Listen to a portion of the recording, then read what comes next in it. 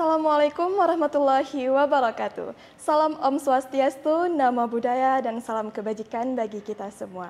Halo Al Science, kembali lagi di Podcast with Alumni, salah satu program kerja dari Alumnus Department ALSA LC USK.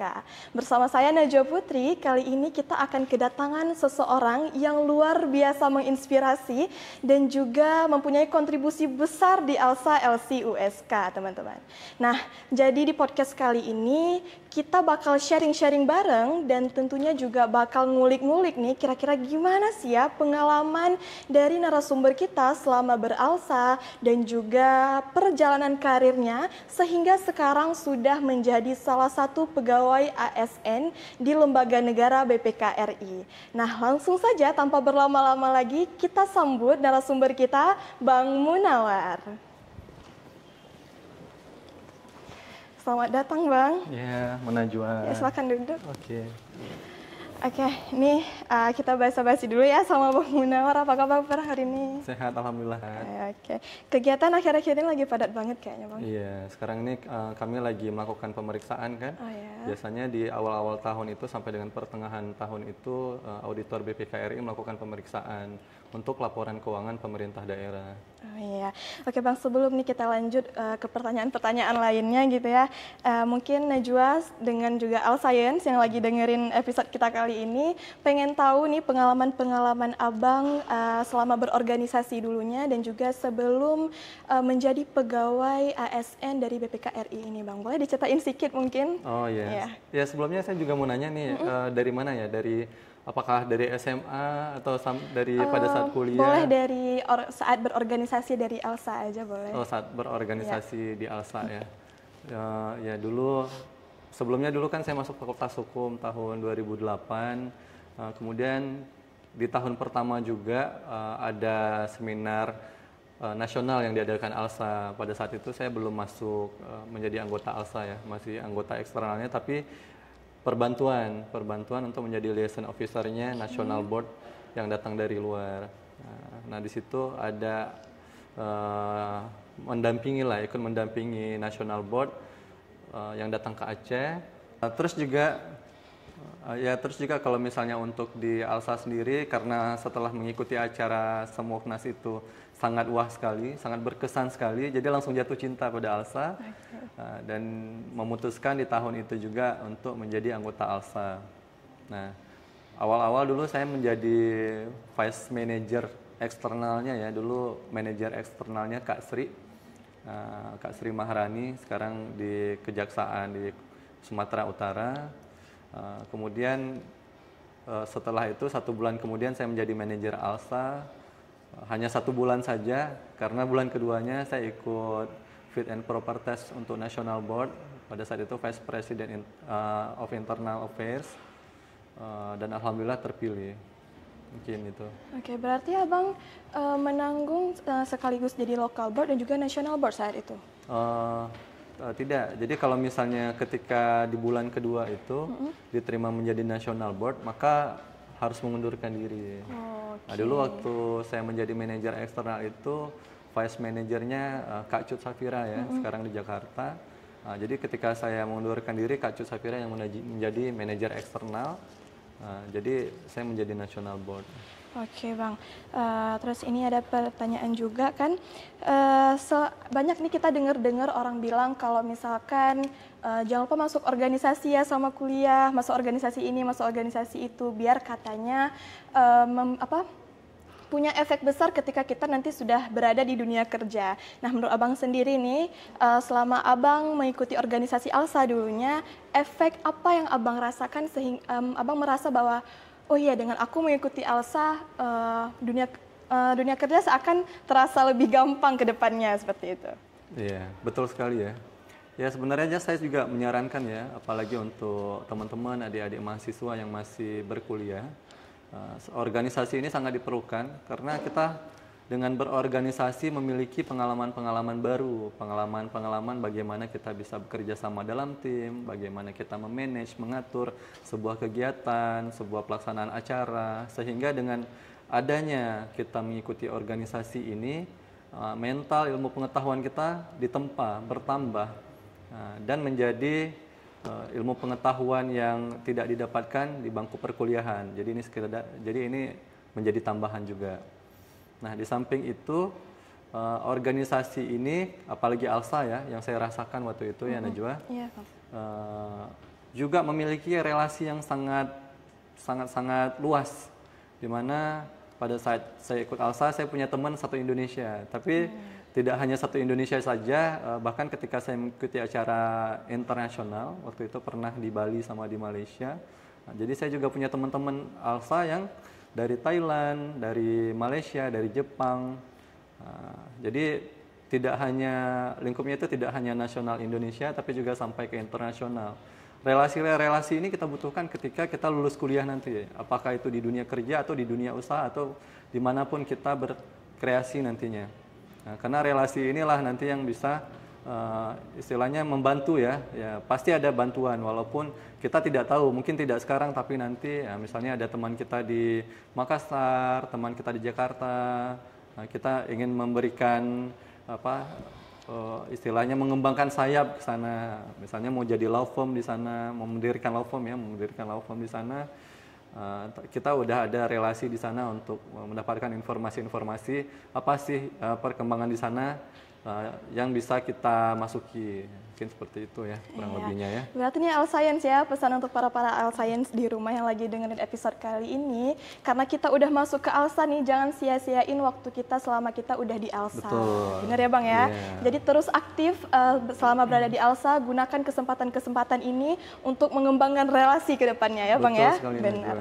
Oke Bang, menurut Abang nih selama Abang di ALSA, apa hal paling berharga yang memorable bagi Abang sampai sekarang nih? Oh iya, kalau menurut saya yang paling memorable, yang paling diingat sampai sekarang itu tentunya sebenarnya silaturahmi ALSA-nya, teman-teman ALSA-nya.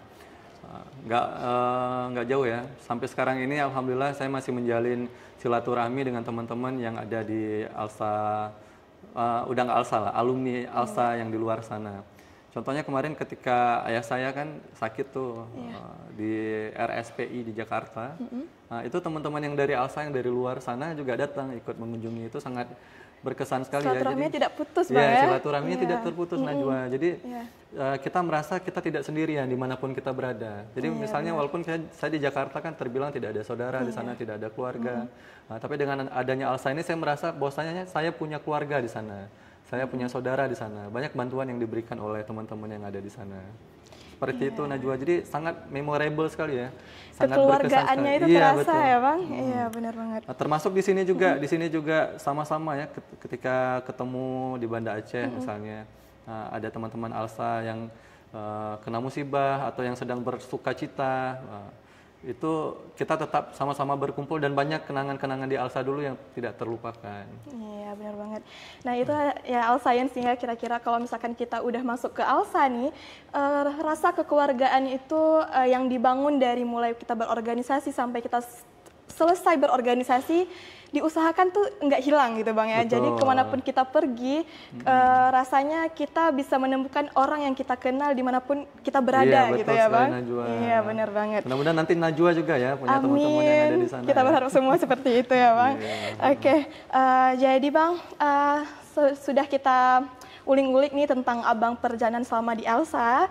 Kita geser sedikit ke perjalanan karir Abang. Najwa juga ada baca tentang Abang, track record Abang sebelumnya. Kalau Abang itu pernah bekerja di bank sebelumnya, benar Bang? Iya betul. Iya benar. Jadi ini kita kepo ya sebenarnya, kayak kok bisa sih Abang, pasti Abang punya pengalaman ataupun cerita sehingga Abang punya transisi dari Abang awalnya bekerja di bank, sekarang menjadi pegawai di salah satu lembaga negara itu BKRI nih Bang ya. Apa nih cerita yang ada di balik itu nih Bang? Oke, ya Najwa, ini membuka kenangan yang lama ya. Oke. Ya, sekarang Bank Mandiri kan sudah tidak ada lagi ya di Aceh ya. Tapi sejujurnya dulu saya tuh keluar dari Bank Mandiri selagi Bank Mandiri masih eksis. Jadi bukan karena dia merger jadi BSI. Nah, jadi dulu pada saat selesai, mungkin tarik ke belakang sedikit ya Najwa ya. Dulu sebelum, baru setelah saya lulus kuliah itu saya mengikuti program seleksi mahasiswa teladan dulu. Nah, jadi nanti mungkin teman-teman di sini ya, ini saya tadi lupa sampaikan, bahwasanya ketika saya mengikuti mahasiswa teladan itu, seprovinsi Aceh. Dan alhamdulillah saya terpilih di dalam ada 10 mahasiswa teladan itu, saya salah satunya. Nah, itu tentunya tidak terlepas dari pengalaman-pengalaman ALSA yang sudah dibentuk tadi itu kan, karena dia juga melihat kurikulum vitae kita dulu, apa pengalaman kita, apa sumbangsi kontribusi kita terhadap daerah. Sehingga setelah kita lulus kuliah itu, kita sudah memiliki track record yang bagus, riwayat hidup lah istilahnya, riwayat hidup kita, riwayat perjalanan pendidikan. Kemudian juga kontribusi kita terhadap daerah itu sudah banyak, dan itu biasanya dilihat oleh orang-orang yang melakukan seleksi tersebut, baik itu seleksi yang seperti tadi maupun seleksi untuk bekerja. Kemudian juga setelah itu saya mengikuti program dari Forum Bangun Aceh ya, Forum Bangun Aceh, di mana mereka kemarin mencari 10 pemuda berintegritas Indonesia. Memang acaranya nasional tapi kebetulan diadakan di Aceh, dan alhamdulillah saya juga terpilih di sana. Dan main juga ke Australia, alhamdulillah dibayarin ke Australia. Kami ada bersepuluh itu Najwa, 1 bulan di sana untuk dalam bertukar rangka apa tuh, budaya. Nah itu untuk bertukar budaya. Jadi sistemnya itu kita masuk ke keluarga di Australia di sana. Alhamdulillah saya kemarin kenanya di Queensland, ya, di Toowoomba. Ada 2 lah, Sydney dan Toowoomba waktu itu. 2 minggunya di Sydney. Nah, kita bertukar budaya di sana, bagaimana budaya Australia, bagaimana budaya di Aceh. Pada saat saya ke sana juga saya bawa sarung itu. Saya bawa sarung dari Aceh, saya kasih ke keluarga yang di sana, mereka luar biasa senang dengan sarungnya Aceh ini. Luar biasa. Terus kalau kita tuh budaya pakai sarung itu di sini lumayan ini Bang, kayak orang misalkan ke Aceh melihat orang jalan-jalan pakai sarung tuh kayak seakan-akan wah apa nih gitu ya. Iya benar banget tuh Bang. Jadi setelah saya lulus dari kampus itu saya ke kampung Inggris juga pernah di Surabaya untuk belajar bahasa Inggris. Jadi adik-adik mahasiswa nih, terutama yang sedang berkuliah ya, yang belum lulus, saya sarankan jangan hanya skill hukumnya yang ditingkatkan, tapi skill bahasa Inggrisnya juga harus ditingkatkan. Karena dengan adanya bahasa Inggris ini, karena bahasa Inggris bahasa internasional ya, cakupan kita untuk mencari peluang itu jadi lebih besar ya Najwa. Jadi saya ke kampung Inggris memperbaiki dan meningkatkan skill bahasa Inggris saya, sehingga ketika saya nanti diminta untuk menunjukkan skillnya cukup aja udah alhamdulillah lah. Dan ini juga sebenarnya kan sudah ditempa juga pada saat di ALSA kemarin. Karena kan ketemu sama teman-teman yang dari luar kayak tadi yang saya cerita tadi ya. Yang Thailand, misalnya Najwa, Malaysia, itu kita tetap ngobrolnya pakai bahasa Inggris. Ya kan nggak mungkin pakai bahasa Aceh ya. Benar banget. Nah jadi setelah itu sebenarnya saya nemenin teman tuh.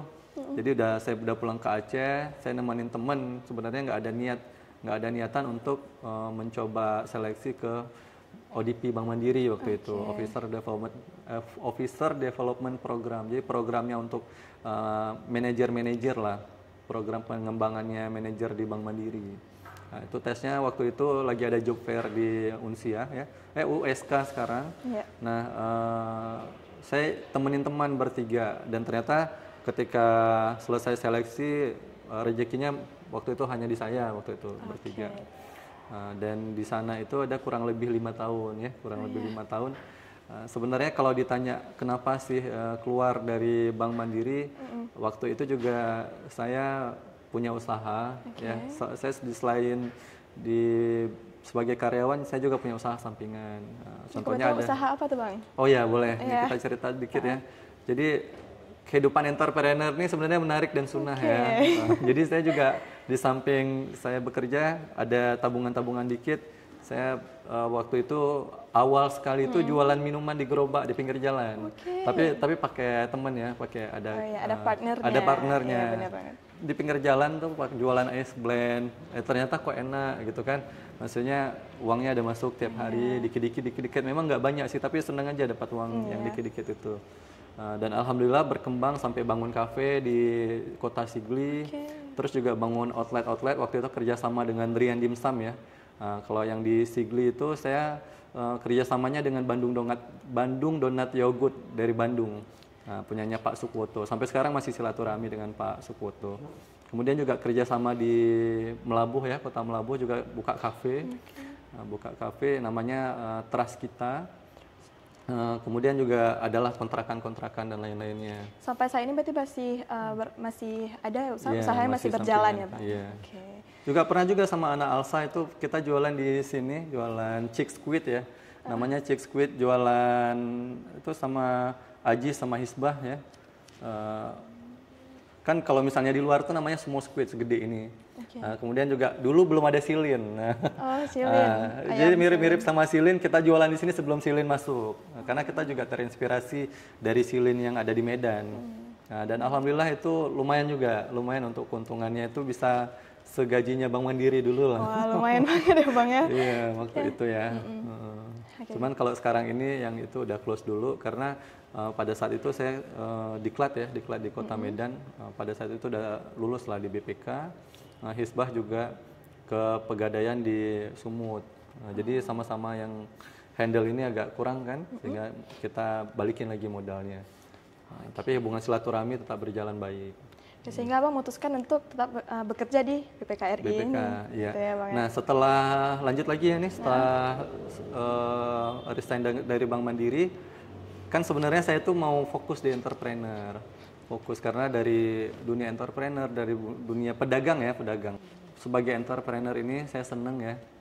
Hanya saja mungkin waktu itu nasihatnya orang tua katanya jangan hanya di dunia usaha aja, tapi juga tetap berkontribusi lah terhadap daerah, terhadap negara. Sehingga waktu itu iseng-iseng saya nyari peluang, nyari lowongan-lowongan kerja di mana kira-kira saya itu cocok masuknya. Nah, terlihatlah BPKRI ya. Dulu ada beberapa, salah satunya yang saya lihat itu BPKRI. Awalnya dulu sebenarnya pada saat ini jujur aja ya Najwa ya. Bang. Kita makan aja nih. Awalnya itu sebenarnya search dari Google itu klik ininya di search engine-nya itu keywordnya itu gaji ASN dengan gaji tertinggi di Indonesia. Baik, kita cari yang gajinya tertinggi. Oke, Bang. Nah, itu ada 3 keluarnya. Waktu itu ada Kementerian Keuangan, ada BPK, ada Pemda DKI Jakarta. Nah, tapi kan kalau misalnya saya berpikir untuk kerja di Pemda DKI Jakarta, mungkin di sana terus kurang dengan passion saya. Saya lebih suka dengan tantangan-tantangan. Jadi makanya saya memilih di BPKRI juga sebagai pemeriksa ahli. Seperti itu, Najwa. Iya, oke, ini buat Al Science ya, jadi ada pelajaran yang bisa kita ambil. Nggak selamanya proses itu akan semulus yang kita bayangkan juga ya Bang ya. Semuanya perlu kita melewati proses sepahit apapun itu. Seperti Bang Munawar sekarang bisa sesukses ini, itu telah melewati banyak cerita sebelumnya ya, yang otomatis tapi itu cerita bisa menjadi inspirasi nih buat kita para Al Science juga yang lagi dengerin podcast kita kali ini. Jadi ini buat para Al Science ya, kita bakal tanya nih sama Bang Munawar, kita kan sebagai anak hukum ya nih Bang ya. Entar nih menurut Abang sendiri nih, untuk kita setelah lulus dari Fakultas Hukum untuk bekerja di BPK ini kira-kira cocok nggak sih menurut Abang? Ya, pertanyaan yang inilah ya, yang sesuai dengan pengalaman ya. Nah, jadi ya benar. Karena kan kalau misalnya kita berpikir ya Najwa, kita anak hukum, backgroundnya hukum yang biasanya baca peraturan, jarang dengan angka-angka gitu ya. Cocok nggak sih kita ini kerja di sini, bisa nggak sih kita memberikan sumbangsi kontribusi terhadap negara melalui BPK ya kan?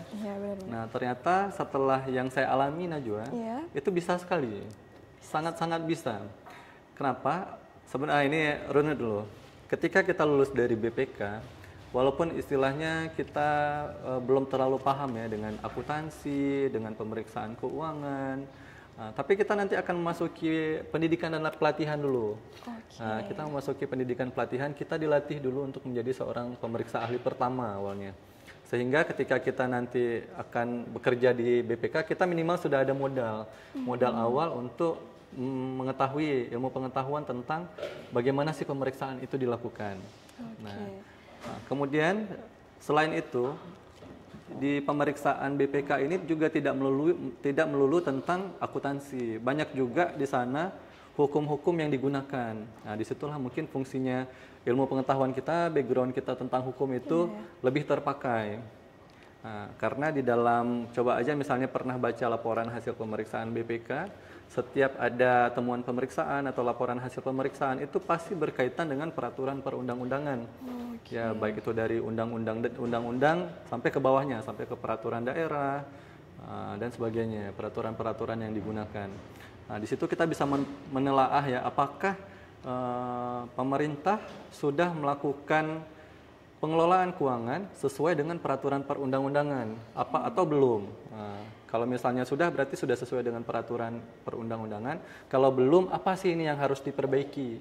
Nah, sehingga BPK memberikan rekomendasi untuk memperbaiki pengelolaan keuangan negara atau pengelolaan keuangan daerah sehingga menjadi lebih baik lagi, Najwa. Oke, nah kita alasan udah tahu nih ya, jangan takut lagi nih kira-kira misalkan bisa nggak sih ya kita sebagai anak hukum ntar kerjanya di BPKRI kayak Bang Munawar bisa jadi sesukses Bisa ini, banget. bisa banget kata Bang Munawar nih. Oke, jadi kita jangan takut untuk mencoba ya Bang ya, semua Betul. hal itu bisa kita lakukan kalau kita ada keinginan untuk mencoba, bener Iya, banget betul. Bang ya.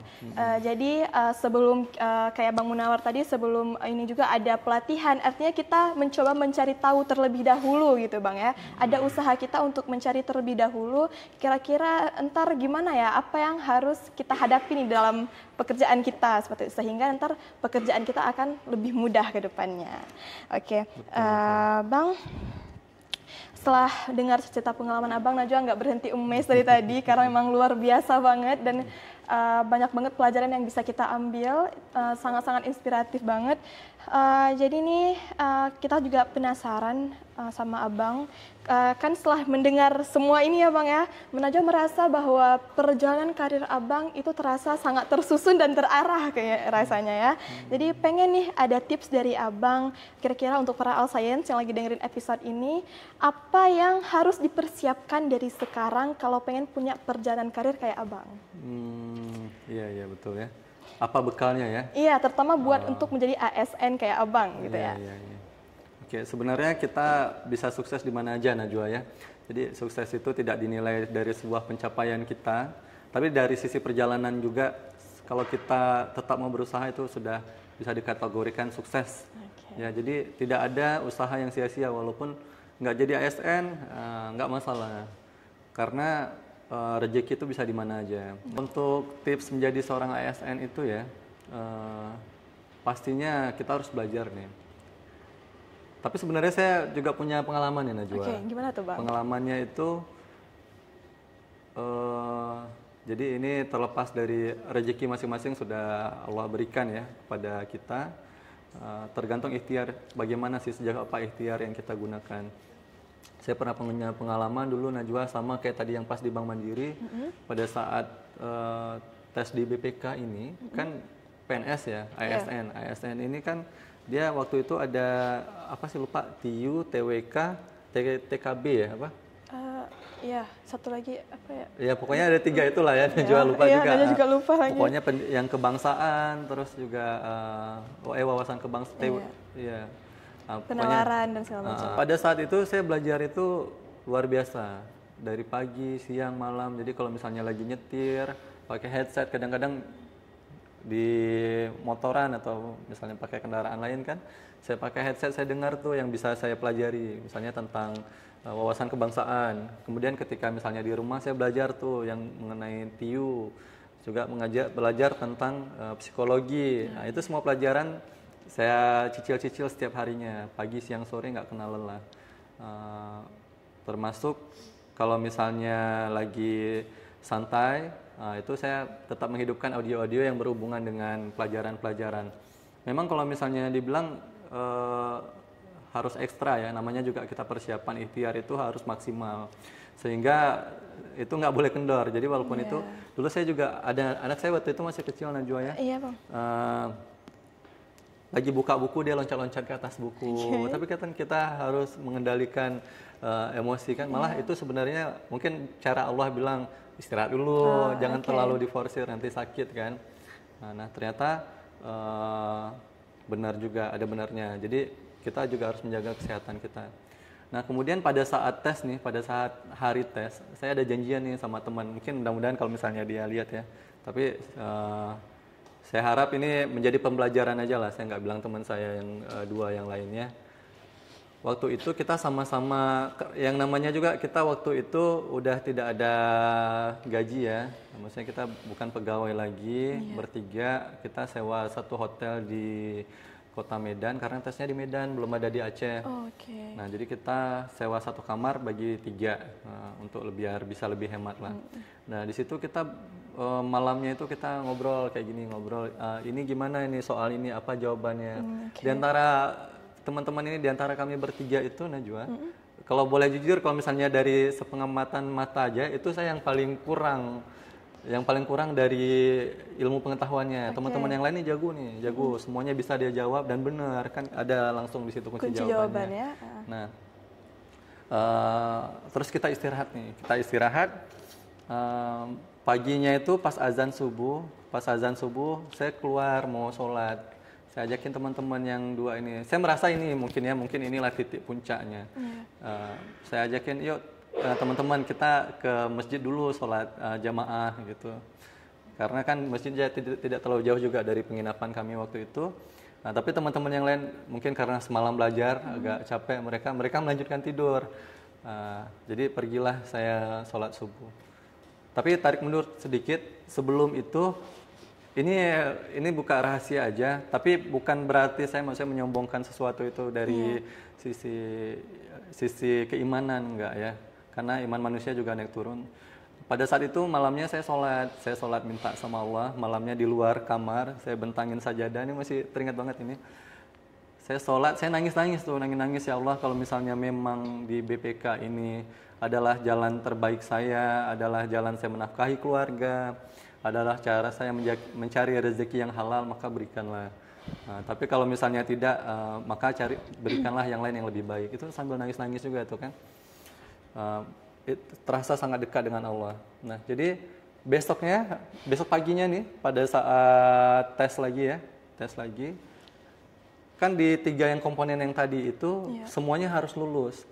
Nah, pada saat itu teman saya ini, pada saat keluar dari ruangan, teman saya bukan membandingkan diri dengan teman yang 2 ini, tapi di sisi yang lain mereka itu sangat tinggi nilainya, kecuali di satu bidang gitu.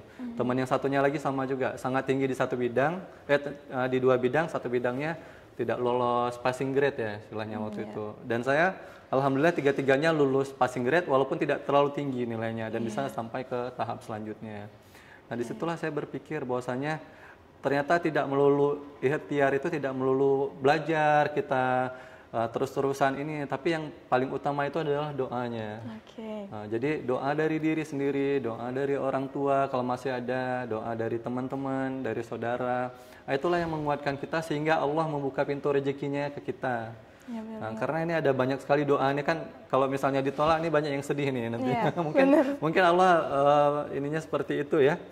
Nah, sehingga waktu itu alhamdulillah luluslah di BPK ini. Mungkin itu perjalanannya. Kalau misalnya dibilang masuk PNS, masuk ASN itu harus ada orang dalam, enggak. Saya bisa lillahi ta'ala tidak ada sama sekali. Tidak ada sepeser pun uang yang saya gunakan untuk istilahnya memberikan suap agar saya bisa masuk sini, enggak. Uang yang dipakai itu hanya uang untuk transportasi, untuk sewa penginapan, untuk makan selama di sana, itulah uang yang keluar. Selain itu tidak ada sama sekali uang yang masuk ke untuk menyuap, untuk bisa masuk sini. Jadi kalau misalnya dibilang masuk ASN harus ada orang dalam, itu bisa saya patahkan ya. Wallahu alam di tempat lain, tapi kalau misalnya di BPK dengan pengalaman saya pribadi, saya tidak mengalami itu. Wah, ini Alscience ya, berarti kita tuh sukses itu memiliki definisi berbeda-beda dari setiap orangnya ya Bang ya. Jadi kita tidak bisa menilai sukses itu hanya karena gajinya tinggi dan segala macam. Jadi sukses itu bisa kita nilai sendiri, kita bisa membuat definisinya sendiri tergantung bagaimana dan apa yang kita lakukan di hidup kita gitu ya Bang betul. ya. Tambahan sedikit mungkin, Najwa benar itu. Jadi kalau misalnya kita berpatokan adalah kesuksesan itu adalah dinilai dari harta ya. Banyak sekali pengusaha-pengusaha, banyak sekali pejabat-pejabat yang tentunya gajinya itu lebih tinggi, pemasukannya lebih besar, tapi dia tidak bahagia. Iya, benar banget. Di dalam keluarga dia berantem, anaknya marah-marah sama dia misalnya kan, atau ada cobaan-cobaan lain yang Allah berikan. Nah, jadi mungkin kita mencari harta yang berkah dengan berasumsi, beranggapan bahwasanya apapun yang kita lakukan ini semata-mata mencari ridha Allah, sehingga kita ingin kebahagiaan di dunia dan di akhirat. Doanya seperti itu. Ya benar banget Bang. Jadi dari cerita Bang Munawar tadi juga dari usaha Bang Munawar ya, alhamdulillah usahanya tidak mengkhianati hasil. Alhamdulillah juga, dan seperti yang Bang bilang bahwa ikhtiar itu tidak hanya dengan satu cara Bang ya, banyak cara yang bisa kita temukan dengan cara kita masing-masing, terutama dengan mendekatkan diri kepada Tuhan kita ya Bang, betul, ya. Betul. Dengan berserah diri kepada Tuhan kita, dengan berbagai cara itu bisa kita lakukan, tergantung senyamannya kita dan seikhlasnya kita melakukannya gitu Bang. Betul, ya. Kalau misalkan kita maksakan diri melakukan tapi nggak ikhlas dari hati, kayaknya sia-sia ya Bang ya.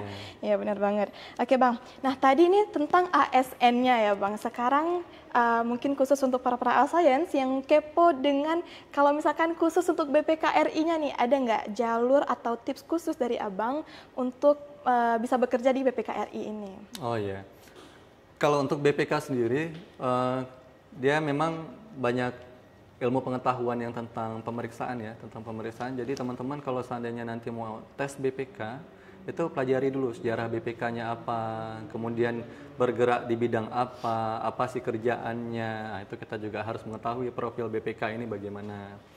Nah, kemudian karena juga BPK ini adalah lembaga negara, dia mungkin terbilang agak sedikit sulit nanti pada saat SKB ya. SKB-nya terbilang sedikit sulit. Tidak sedikit sulit sih, sulit memang, sulit memang. Okay. Tapi tentunya dengan persiapan yang matang, insya Allah dengan persiapan yang matang, pastinya kalau Allah memberikan rezeki kita bisa masuk ke dalam sini. Nah, jadi yang perlu dipersiapkan itu biasanya pada saat tes BPK, pada saat yang pertama apa SKD. Kalau SKD itu sama-sama aja dengan ASN pada umumnya, tapi pada saat SKB dia itu ada psikotes dan psikiatri, jadi banyak belajar terkait dengan psikotes sama psikiatri, ada dijual bukunya ya. Nah, carilah referensi beberapa, baca bukunya.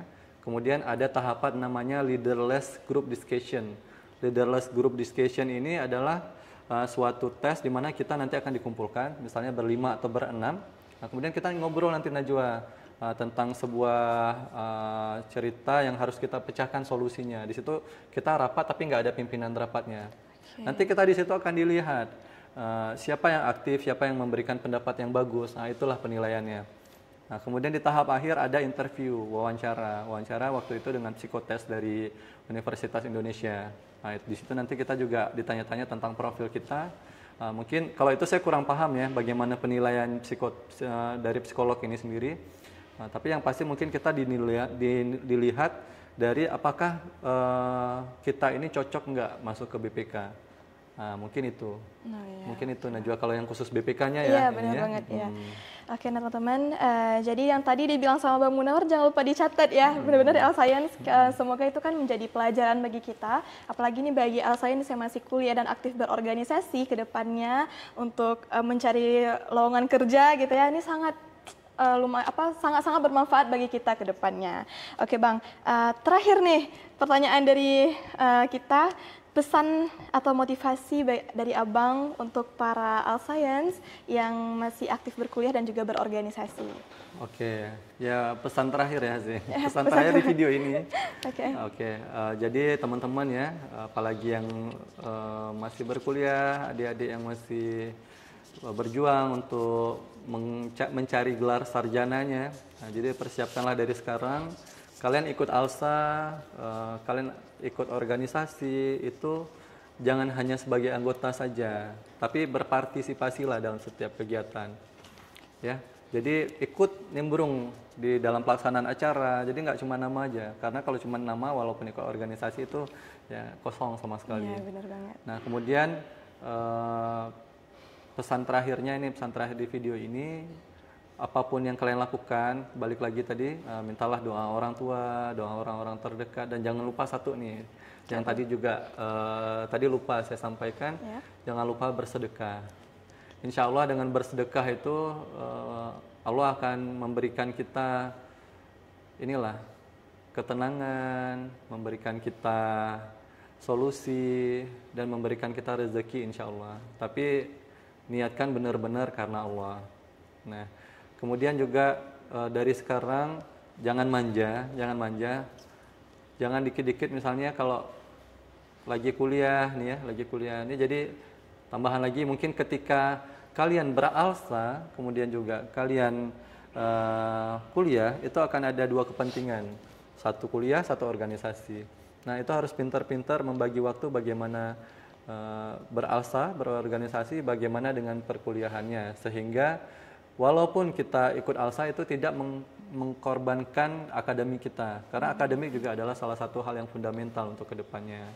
Nah, jadi seperti itu, saya doakan semoga nanti teman-teman yang masih berkuliah ini bisa lulus dengan nilai yang sangat baik dan bisa menjadi orang-orang yang sukses. Ya, sukses dalam artian kebebasan finansial, dalam artian bisa memberikan kontribusi terhadap daerah dan bangsa.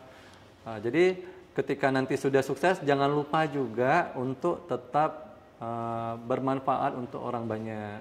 Nah, contohnya nanti misalnya ada yang lulus, kan nggak mesti di BPK nih, nanti ya Najwa, ada yang jadi hakim, ada yang jadi jaksa, ada yang kerja di perusahaan, ada yang entrepreneur. Nah, tetap memberikan kontribusinya, tetap memberikan sumbangsihnya lah terhadap masyarakat yang ada di sekelilingnya, terhadap teman-temannya. Apakah dari sisi finansial, mungkin sumbangan dana, atau dari sisi ilmu, kalau misalnya dari memang keilmuannya, dan sebagainya macam lah. Nah, tapi jangan hanya bermanfaat untuk diri sendiri, karena kasihan ya, Najwa ya, udah sekolah tinggi-tinggi, udah jadi orang yang kerjanya bagus misalnya, tapi hanya bermanfaat untuk diri sendiri. Benar mungkin seperti itu, Najwa. Iya, jadi Alscience kita ingin value kita lebih tinggi nih, jangan hanya bermanfaat untuk diri sendiri ya Bang. Ya, kita betul. harus bisa bermanfaat untuk orang-orang di sekitar kita. Sehingga ilmu yang kita dapat itu tidak bisa berguna untuk orang-orang lain juga ya Bang ya. Betul. Mungkin ketika orang lain terbatas untuk mendapatkan ilmu itu, kita yang sudah bisa mendapatkannya, kita bisa menyalurkan ilmu tersebut kepada orang lain. Wah, benar sekali Bang. Ini dari tadi Najwa dengerin Abang menjawab pertanyaan-pertanyaan Najwa amazed, Najwa luar biasa merasa bahwa ini kesempatan yang berharga bagi Najwa bisa berbincang langsung dengan Abang. Najwa juga merasa bahwa padahal banyak banget nih yang pengen Najwa tanya lagi sama Abang, cuman karena kita udah di penghujung waktu, ya mungkin kita harus mengakhiri ini. Dan podcast kali ini Alscience, Najwa berharap sama Bang Munawar juga berharap mungkin bisa menjadi sumber wawasan bagi para Alscience yang lagi dengerin episode kali ini, dan juga bisa memberikan inspirasi untuk para Alscience sehingga bisa menjadi Alscience yang lebih baik lagi ke depannya. Oke, untuk Abang terima kasih Najwa ucapkan. Terima kasih juga Najwa dan Alsa ya. Terima kasih sudah meluangkan waktunya untuk berhadir di podcast with Alumni kali ini. Semoga Abang sehat selalu, sukses selalu, dan dalam amanah dan tanggung jawab di BPKRI ini Bang ya. Amin amin ya rabbal alamin. Dan untuk para Alscience yang lagi dengerin episode kali ini, semoga episode kali ini bisa membuka wawasan Alscience lebih luas lagi, dan juga memotivasi kalian untuk lebih bersemangat untuk menjalankan aktivitas kuliah dan juga ikut organisasi tentunya ya. Dan untuk para member ALSA, ini jangan lupa untuk terus aktif di ALSA, karena efek kita berada di ALSA itu besar sekali untuk kita kemudian nanti lulus dari Fakultas Hukum tentunya. Oke, sampai jumpa di podcast selanjutnya. Saya Najwa Putri pamit undur diri. Wassalamualaikum warahmatullahi wabarakatuh.